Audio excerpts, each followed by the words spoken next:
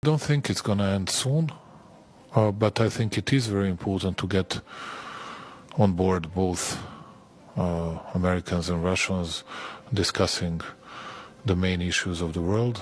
And I think that they started dealing with a big package.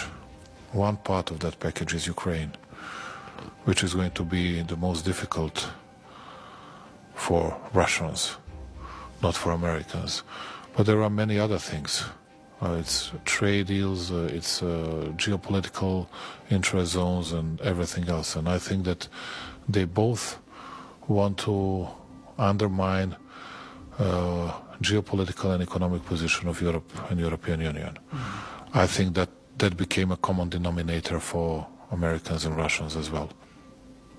Whether they will be successful or not, I'm not sure, but I hope that at the end they'll be able to bring peace, and that will mean a lot to all of us. What do you think about these attempts now in the European Union with huge credits, with mountains of debt, to bring up the armament, to bring up the armed forces? What do you think about these tendencies now in Brussels and in, like Berlin, other capitals? Those people are 10 times smarter than I am, but I have my right to think by myself, and I think that's just a procrastination of the tragedy and of the war that we had so far, and there is no real solution.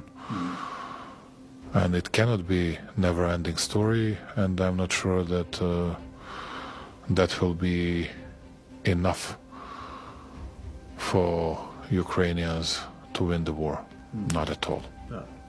But it's amazing that the European Union has a policy, or seems to have a policy now, which would prolong the war, whereas the Americans and the Russians sit at the table to end the war. Is the European Union at the moment on some kind of eternal war path, as Elon Musk indicated? What do you think? I very much appreciate and very much respect Elon Musk, and I think he's a very courageous, very brave man. But what I would like to add is that I think that Europe needs not to flatter its own constituencies, but to find the rational solutions. That's all I can say. They would like to stick to their so-called values, but there are different interpretations of those values.